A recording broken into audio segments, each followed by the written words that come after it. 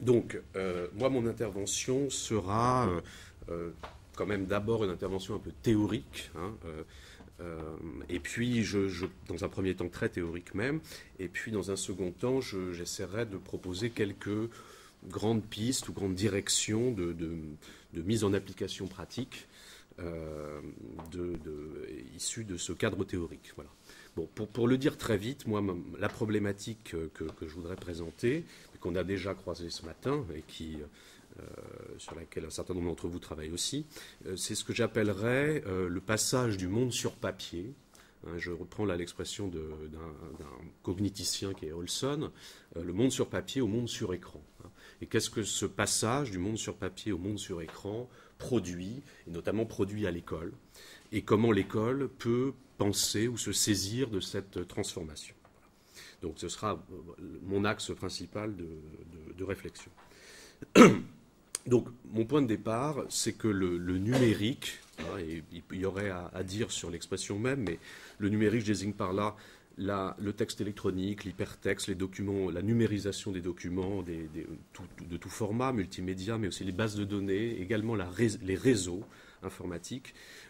Tout cet ensemble est une sorte de nouvelle forme de l'écrit, entendu dans un sens large, et de la diffusion de l'écrit. Alors ce que j'appelle ici écrit, c'est finalement l'histoire des supports, des traces humaines, hein, des inscriptions humaines.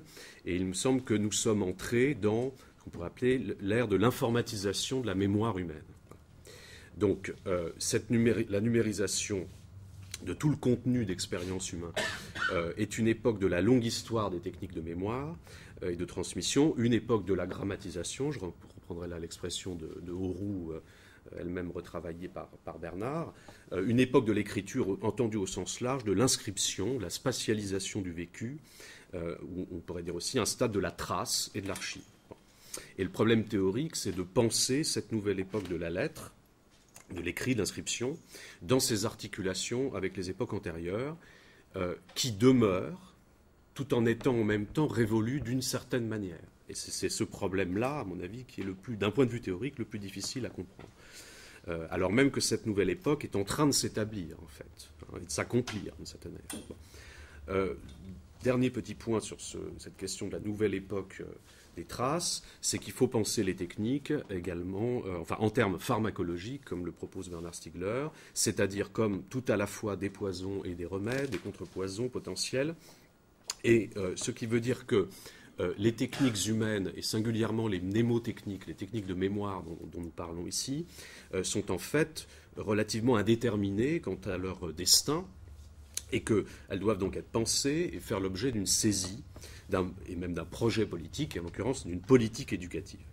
Ça m'amène à mon second point, qui est que, point de départ, que l'école est justement l'institution des traces, hein, par excellence. L'institution de transindividuation des traces, écrite en particulier, même livresque depuis fort longtemps, mais un appareil institutionnel chargé, pour ainsi dire, de prendre soin des traces de la mémoire sociale, de les transmettre, etc., et des conditions de leur appropriation. Cette transindividuation, ou cette mission de l'école, peut être pensée comme une fonction de conservation et en même temps de production. Je crois qu'il ne faut pas opposer les deux. C'est une transmission qui a pour effet, et même parfois pour but, la transformation même de ce qui est transmis. L'écolier y reçoit un savoir ou une culture de référence, mais qu'il est susceptible à son tour, en droit si ce n'est en fait, d'enrichir, de prolonger, de transformer. Donc, si le numérique est bien une nouvelle époque de la trace, et si l'école, c'est l'institution de la trace par excellence, ben, la première conséquence, c'est que l'école, c'est bien elle qui subit de plein fouet, hein, le changement de cette époque des traces. On pourrait décrire la crise de l'école comme la crise de la culture livresque, hein, un certain rapport à la culture, celui du temps du livre, lui-même n'étant qu'une forme de l'écrit. Et on pourrait dire que l'école vit douloureusement la fin du papier, je mets des guillemets à fin, la fin du monde sur papier dont je parlais au début, et selon l'expression d'Olson. Mais la deuxième conséquence, c'est que si l'école subit de plein fouet, elle est aussi, c'est justement à elle d'affronter cette nouvelle époque. Dans une société politique, l'orientation pharmacologique des outils intellectuels se décide justement, largement, à travers l'orientation du système scolaire. Donc la question générale, c'est comment réagir donc, à cette mutation technique, mnémotechnique, comment l'école peut y faire face ou doit y faire face et y répondre. Il me semble que jusqu'à présent, on a, pour faire caricaturer, deux attitudes opposées qui s'affrontent quant à cette évolution, et il me semble qu'il faut les dépasser toutes les deux. La première, une attitude pessimiste, de nostalgie, de mélancolie, qu'on voit bien dans une sorte de déprime enseignante, hein, qui peut m'arriver moi aussi de ressentir. Je crois que cette déprime enseignante, c'est pour une part celle de Claire, CRS, de Claire, rendue amère hein, par la conscience de la fin du monde sur papier. Or, il s'agit là d'une attitude que je crois, sur le plan pratique, réactive, et par là stérile, et en plus théoriquement insuffisante, et excessive dans ses conclusions. Donc, je dirais pourquoi après. De l'autre côté, en face, on a eu longtemps, et on a encore, je crois, hein, une sorte d'enthousiasme naïf, un peu et liquidateur. Le livre est mort, on est enfin libéré disons, du monde bureaucratique de l'écrit. Et je crois que cette position est tout aussi insuffisante et excessive théoriquement, et qu'en plus, pratiquement, elle est même peut-être carrément dangereuse. Bon. Donc ces deux attitudes, en fait, ont pour moi en commun plusieurs choses. D'abord, elles partent toutes les deux d'une conception naïvement instrumentale des outils en général. Hein. Je crois que c'est un leitmotiv de la journée, et bon, c'est pas un hasard si c'est Ars Industrialis qui organise cette journée. Il faut vraiment penser les outils comme beaucoup plus que de simples outils, justement. L'outil n'est pas pensé comme tel, du coup la pensée de l'usage est déconnectée de celle de l'outil, et on ne voit plus rien des enjeux de cette transformation du monde sur papier au monde sur écran. D'un autre côté, je pense que ces deux positions opposées surestiment en même temps la mutation en cours, ou en tout cas l'effet de rupture qu'il y aurait dans la continuité historique des phénomènes en question. Pour moi, la numérisation, je dirais même l'informatisation des formes symboliques, ne signe pas la fin de l'écrit, mais la continuation de l'histoire humaine comme grammatisation. C'est plutôt une bifurcation qu'une rupture, et ça amène une reconfiguration, y compris des stades antérieurs. L'écrit ne va pas disparaître, le livre non plus, mais il est vrai que sa place, son sens, son rôle vont être déplacés. Bon. Enfin, je trouve que ces deux attitudes négligent la dimension pharmacologique de tout support de mémoire. Il n'était pas évident, donné d'avance, et Bernard l'a rappelé en parlant de la Grèce antique tout à l'heure, il n'était pas donné d'avance que le livre devienne le support d'activités intellectuelles de haut niveau, formatrices, etc. La fondation des écoles grecques, leur rivalité même, hein, parce qu'il y avait plusieurs écoles grecques, témoignent des tentatives faites pour orienter les usages de l'écriture et déterminer les conditions de contrôle de l'écriture alphabétique à ses débuts. Bon. Et réciproquement, il n'est pas encore dit, que le stade informatisé de la mémoire dans lequel nous entrons soit nécessairement synonyme d'une déculturation générale, même s'il y a effectivement des risques. Bon. Donc, ça veut dire aussi que ces deux réponses, ces deux attitudes sous-estiment pour moi la dimension politique de ces enjeux. C'est-à-dire que l'évolution des systèmes optiques n'est pas simplement un processus automatique sans sujet déroulant nécessairement ses effets. Chaque mutation technique est et a toujours été l'occasion de décisions de choix politiques, institutionnels, sociaux, etc. Donc il faut s'en emparer. Bon. Alors, je repars de l'approche pharmacologique. D'une part, ni le livre ni l'ordinateur ne sont en soi toxiques ni vertueux. D'autre part, la mutation n'est pas une substitution d'un monde à un autre, mais l'occasion d'une reconfiguration complexe qu'il s'agit justement de penser et de saisir. Il ne s'agit encore, pour le moment, je crois, que d'une occasion qui est encore largement indéterminée quant à sa direction et à ses effets possibles à moyen ou à long terme. Or, en même temps, cette occasion, elle peut mener, je crois qu'on est encore à un stade où elle peut mener une sorte de ruine de l'écrit, de la lecture, de l'attention, tous les éléments toxiques dont on a parlé déjà tout à l'heure, mais aussi un renouvellement de l'écrit, de la lecture, de l'attention, de la cognition, et c'est ça qu'il s'agit de faire, ou tenter de faire, ou de promouvoir. Bon. Faire du numérique un prolongement de l'écrit par d'autres moyens, si je puis dire. Donc, le problème, c'est qu'il me semble qu'actuellement, la situation est la suivante. C'est que la mutation, la mutation des supports de mémoire est largement entre les mains de la seule industrie, pour l'instant, presque. Bon, des industries de programme dont la logique a tendance à s'opposer frontalement à celle de l'institution de programme qu'est l'école. Deuxième problème, les jeunes générations, les digital natives, là, sont les premières cibles de ces industries de programme et sont d'ores et déjà très largement immergées dans l'univers numérique informatisé, ce qui a des conséquences, semble-t-il, plutôt néfastes dans leur manière de penser, de connaître, et dans leur rapport à la culture, entre guillemets, légitime ou classique, par là, à l'école elle-même. C'est la fonction de la transmettre. Bon. En particulier, le rapport dégradé à la lecture, à l'écriture, constaté chez les jeunes générations, semble plutôt favorisé, quoi qu'il faille être prudent, mais semble plutôt favorisé quand même par la pratique de plus en plus intensive du web, ce qui peut faire craindre, Alain Giffard par exemple l'a montré, je reprends un peu son expression, que la lecture numérique produise une curieuse et inquiétante lecture illettrée, reading without literacy, je crois, je ne sais plus de qui est l'expression anglaise, mais de lecture sans culture, hein, oui, c'est ça, lecture sans culture écrite. Sans culture écrite. Bon. Évidemment, ça c'est un phénomène, me semble-t-il, nouveau, et même tout à fait nouveau.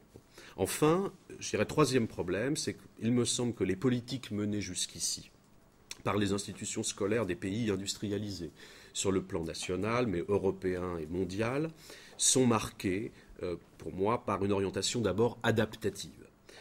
Et en cela, elles ne contribuent pas à construire ce qu'on pourrait appeler un rapport majeur, adulte, cultivé, autant que faire se peut, à ces nouveaux instruments, mais plutôt à renforcer la prégnance sur la jeunesse. Bon. Donc, or, il me semble que ce qu'il s'agit de faire à l'école, c'est de donner aux élèves la possibilité de faire de ces outils, de ces supports, on peut discuter des termes employés d'ailleurs, mais de nouveaux instruments de sentir, de savoir, etc., en vue d'une élévation spirituelle émancipatrice, et pas simplement leur faire acquérir des compétences visant, là je reprends les formules qu'il y a dans les textes que je vise ici, hein, des compétences visant, je cite, la maîtrise de l'information pour s'adapter et réussir dans ce monde du capitalisme cognitif. Toute l'expression n'est pas entre guillemets, mais une bonne partie d'entre elles. Alors, pour nous, il ne faut pas donc continuer, il ne faut pas continuer, ou il ne faut pas chercher simplement à introduire, c'était là aussi le vocabulaire, introduire davantage les TIS, les technologies de l'information et de la communication à l'école, mais il faut bien que l'école se saisisse du nouveau milieu instrumental de manière beaucoup plus résolue, active, affirmative. Il faut trouver les moyens de convertir et de réorienter ces techniques dans l'objectif d'en faire de véritables instruments de savoir, d'études, de formation du goût, etc. Et même de production scolaire, j'en parlerai un petit peu après. Bon. En particulier, cette politique doit être mise autant qu'il est possible au service de ce que j'appellerais l'autonomie intellectuelle des enfants.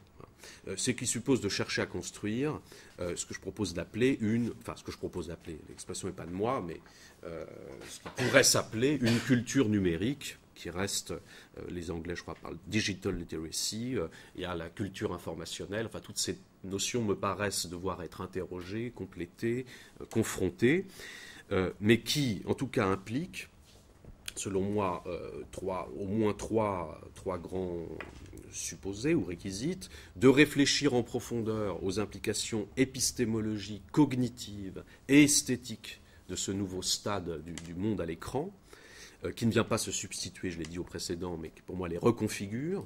Hein. Donc il faut penser ce passage et de manière approfondie.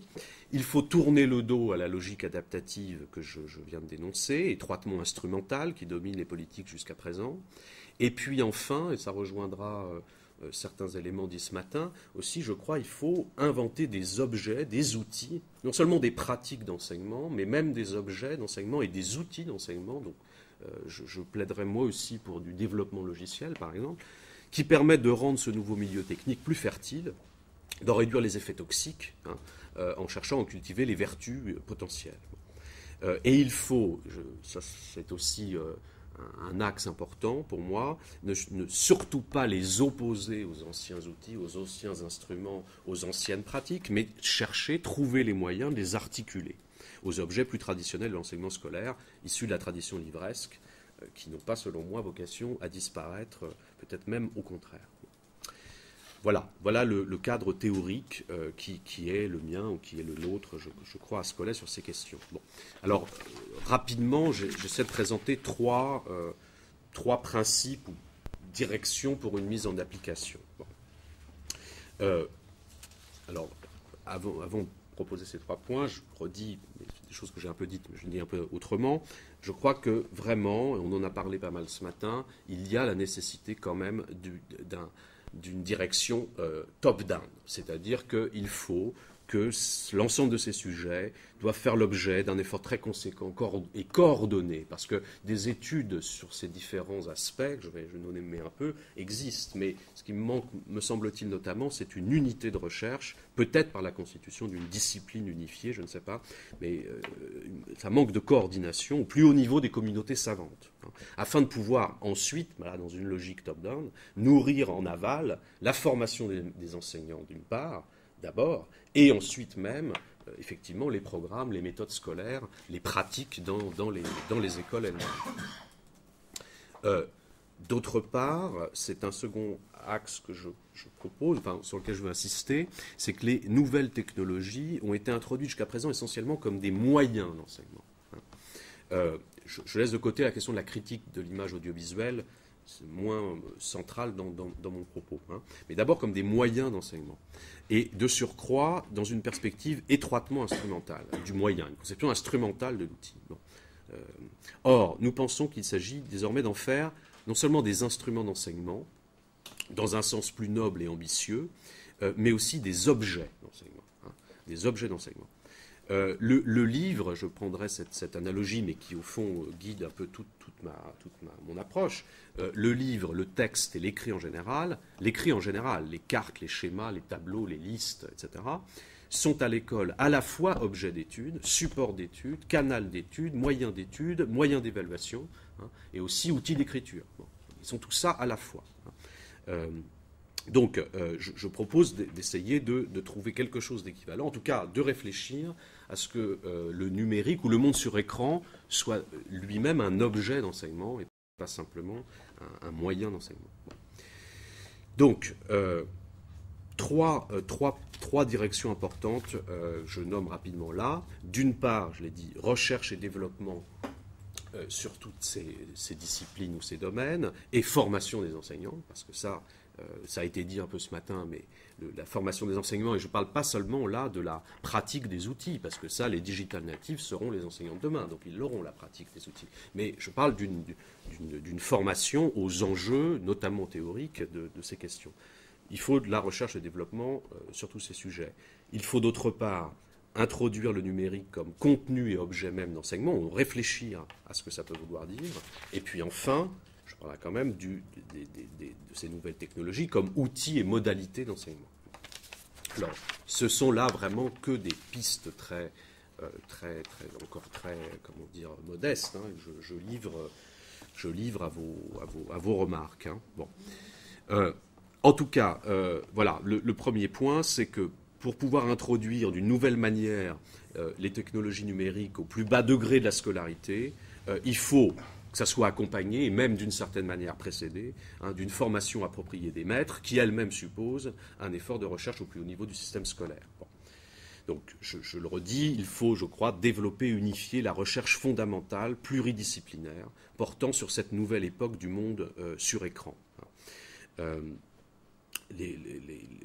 Envisager, par exemple, la création de pôles ou d'instituts, de cursus de recherche universitaire, pourquoi pas un cursus de sciences numériques, si tant est que ça puisse être défini, une grande école du numérique, je ne sais pas, des programmes de recherche nationaux européens, mais qui ait vocation à organiser les différents savoirs sur ces sujets. Bon. Parce que je crois qu'il faut à la fois un point de vue anthropologique, bien sûr, c'est même peut-être moi mon point de départ, un point de vue anthropologique, mais aussi épistémologique et même cognitif. Hein. On a quand même maintenant pas mal d'études sur les effets cognitifs de la lecture sur papier et aussi sur écran. C'est aussi, ça concerne également les sciences et technologies de l'information, la cybernétique, voire, pourquoi pas même la biologie. l'histoire des techniques, l'histoire de l'art et l'esthétique, la pédagogie et les sciences de l'éducation. Je ne sais pas si ma liste est exhaustive, mais ça fait déjà un certain nombre de disciplines à mobiliser. D'autre part, il faut instituer une formation initiale et continue des enseignants, obligatoire et peut-être évaluée sur ces sujets, sur ces domaines. Cette formation, je crois aussi, doit être théorique, épistémologique, mais également pratique, et voire didactique, mais pour qu'il y ait une plus grande familiarisation, mais le mot est même faible, du corps enseignant à ces enjeux. Enfin, et là je rejoindrai Jean-Max, voilà, c'est ça, il me semble qu'il faut promouvoir le développement et l'innovation technique et industrielle et éditoriale des outils numériques d'enseignement eux-mêmes. Et là aussi, une alliance école-industrie est à inventer, ce qui suppose d'identifier aussi les défauts technologiques des outils existants. Et là, il y a aussi des travaux pour montrer que la lecture à l'écran ne permet pas la notation ou mal, etc. Et qu'il faut combler ces manques par des solutions techniques, matérielles, logicielles, et sans doute inventer aussi des pratiques éditoriales nouvelles permettant d'y remédier. C'est sous cet angle que il me semble qu'il faudra aborder les questions du cartable électronique, de l'équipement des profs et des élèves, des logiciels, des manuels numériques ou électroniques, etc. Bon. Deuxième point, le numérique comme contenu objet d'enseignement. Il me semble que ceci peut passer d'une part par la sensibilisation, l'étude des documents ou des produits, voire des œuvres audiovisuelles et numériques. La notion d'œuvre numérique étant évidemment un peu encore problématique, d'autant que le numérique lui-même est peut-être un moment où la notion d'œuvre entre elle-même en crise. Bon. Mais en particulier dans les cours d'histoire, d'enseignement artistique, d'enseignement littéraire, de philosophie, en tout cas sous une forme transversale, introduire davantage l'étude des œuvres et documents audiovisuels, mais aussi, bien sûr, je pense à la musique notamment, les associations d'œuvres littéraires ou audiovisuelles. Là, toujours dans l'optique de ne pas opposer deux époques l'une à l'autre, mais plutôt montrer une sorte de continuité.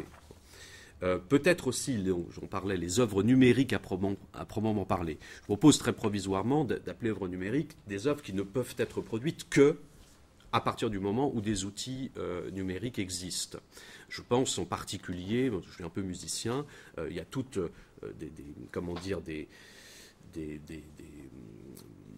des œuvres musicales, des courants musicaux qui ne sont pas concevables en dehors de l'outil numérique de fabrication. Bon.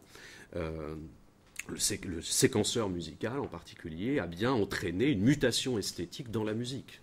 Bon. Et ceci pas seulement dans les musiques électroniques sur lesquelles on danse en boîte, et pour lesquelles je n'ai pas de mépris par ailleurs, mais bien au-delà de ça. Hein, je veux dire, à l'IRCAM, le Boulez, le temps réel, etc. Ça a bien produit des choses intéressantes et importantes dans l'histoire de l'art musical. Bon. Donc il y a les arts, je pense aux arts visuels numériques, musique numérique ou informatique, pourquoi pas aussi le web design, si tant est qu'il s'agisse là du début d'une sorte d'esthétique, un site internet, bon, il se trouve que j'en développe comme ça de mon côté, en amateur, hein, bon, mais le site internet pourrait faire l'objet aussi, enfin certains sites internet en tout cas montent les exigences esthétiques, l'unité esthétique de l'objet, on approche de quelque chose qui pourrait s'appeler œuvre. D'autre part, le numérique en tant qu'objet d'enseignement, ça veut dire évidemment aussi, c'est un autre champ, la formation à l'infodocumentation. Bon. Là, je sais qu'il y a des discussions, Alexandre Serre en reparlera, des propositions, des discussions, savoir s'il faut que les enseignants documentalistes du secondaire aient véritablement une discipline à enseigner, à proprement parler, ou s'ils restent cantonnés dans leur CDI, comme c'est le cas pour l'instant, ce qui évidemment leur permet difficilement de développer ce que serait une formation à l'infodocumentation qui dépasse simplement allumer l'ordinateur et utiliser les favoris du logiciel Internet Explorer. Bon. Donc, sciences de l'information, pour une compréhension et une pratique éclairée des moteurs de recherche, par exemple, mais même sur les notions d'information, donc une formation éventuellement théorique ou à un certain niveau d'enseignement. Bon. Plus généralement, je plaiderais volontiers, là je rejoindrai Jean-Hugues, pour un enseignement beaucoup plus important et sans doute dans toutes les matières de l'histoire des techniques, hein, de l'histoire des techniques et des mnémotechniques elles-mêmes, les cours d'histoire, l'infodoc, tous les cours d'histoire de l'art également, pourraient donner à l'histoire des techniques une plus grande importance. Bon. Enfin, je m'interroge, mais parce que je suis moi-même amateur de programmation informatique, je m'interroge sur l'utilité, même peut-être, d'une formation sur les techniques informatiques en tant que telles, une formation des éléments de programmation, de compréhension des langages de programmation. Je m'interroge, hein, je livre ça à votre réflexion. Pas pour faire, bien entendu, des élèves, des informaticiens, hein, de même qu'on ne fait pas des élèves de l'école du livre, des grammairiens ou des linguistes professionnels.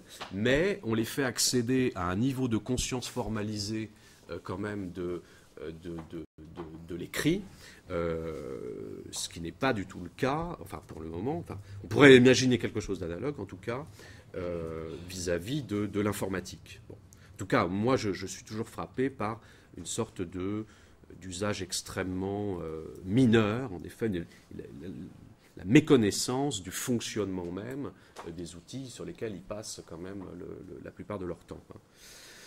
Bien. Je finis rapidement sur un troisième point. Enfin, les nouvelles technologies, les technologies de l'information et du numérique doivent évidemment être utilisées aussi comme outils et modalités d'enseignement. Bon. En particulier, enfin, à condition de concevoir cela de manière ambitieuse, c'est-à-dire pas simplement en cherchant pas simplement pour égayer la classe, pas seulement pour les illusions de l'interactivité avec lesquelles que tu as dénoncé entre guillemets tout à l'heure, pas pour introduire du ludique ou pour distraire, attirer l'attention face à l'ennui des élèves devant le livre et la pesanteur de la culture lettrée. Je ne crois pas du tout à cette opposition. Mais par contre, les outils informatiques sont de nouveaux instruments d'analyse, de synthèse, des nouveaux outils de lecture et aussi d'écriture et de production. C'est à ce titre-là, me semble-t-il, qu'ils méritent effectivement d'être intégrés comme moyen d'enseignement.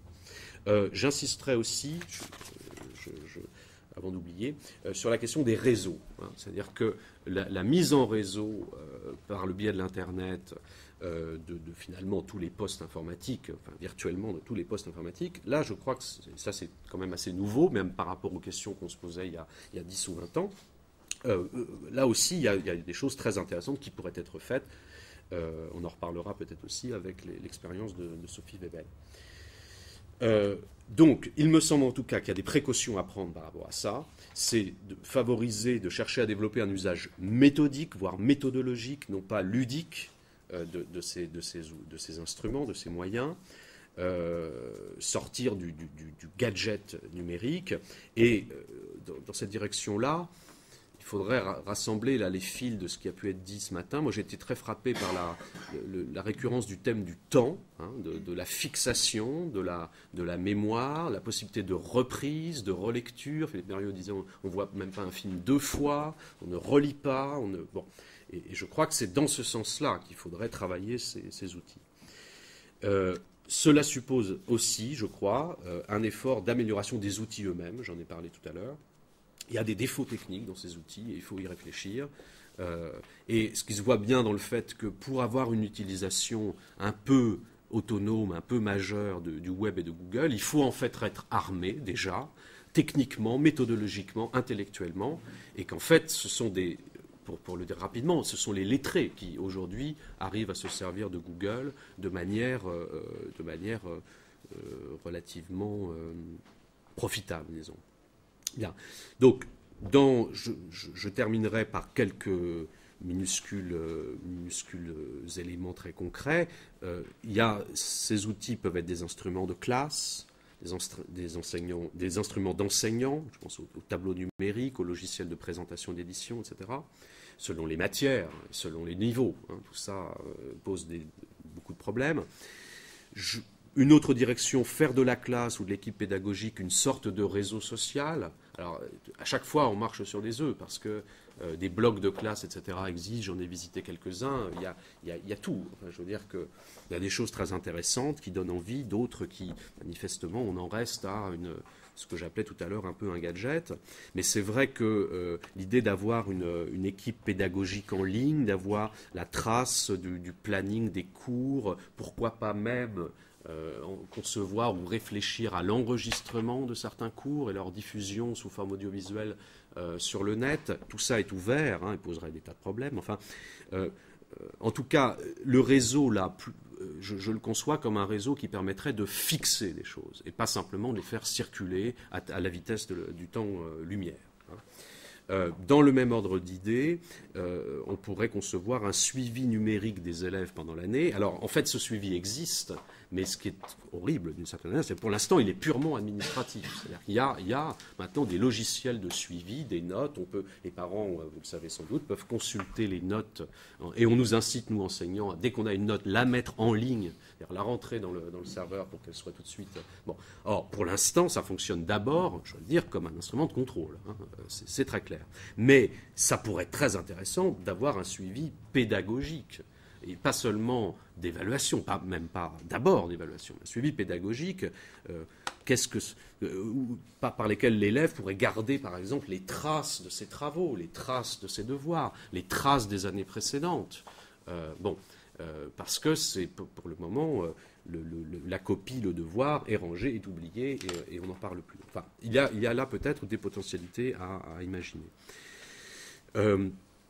Plus globalement, hein, j'avais déjà plaidé dans une autre mais avec Ars Industrialis à la Colline, pour peut-être des plateformes académiques en ligne ou des moteurs de recherche éducation nationale. Je ne sais pas si les questions, parce que je ne suis pas non plus un spécialiste de tout ça, je ne sais pas si ces questions se sont déjà posées, si des tentatives ont été faites, mais toujours est-il que ça me paraît une piste intéressante.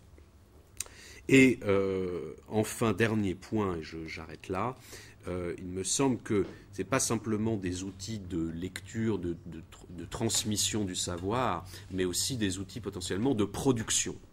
Et je crois qu'il serait bon de concevoir, d'imaginer, selon les matières, selon les niveaux, des exercices scolaires numériques, sous forme numérique, hein, mais là encore, avec des précautions, avec des exigences très élevées, comparables à celles de la culture lettrée, pour moi, de forme et de contenu, des exercices durables, comme j'avais appelé ça à la Colline. Et à ce titre-là, pour ceux qui connaissent l'expérience des TPE, c'est-à-dire des travaux personnels encadrés, je ne sais pas d'ailleurs très bien où on en est, en fait, c'était un flou complet, mais personnellement... Échec programmé. Non, oui, en terminale, mais en terminale, mais ils les font en première encore. Ils gardent la note pour le bac. Mais personnellement, c'est pour moi l'exemple même de l'occasion ratée. De l'occasion ratée. Mais pour une part, à cause, me semble-t-il, des éléments que je viens de dire, des précautions qui n'ont pas été prises par rapport à tout cela. Voilà, je vous remercie, je m'arrête là.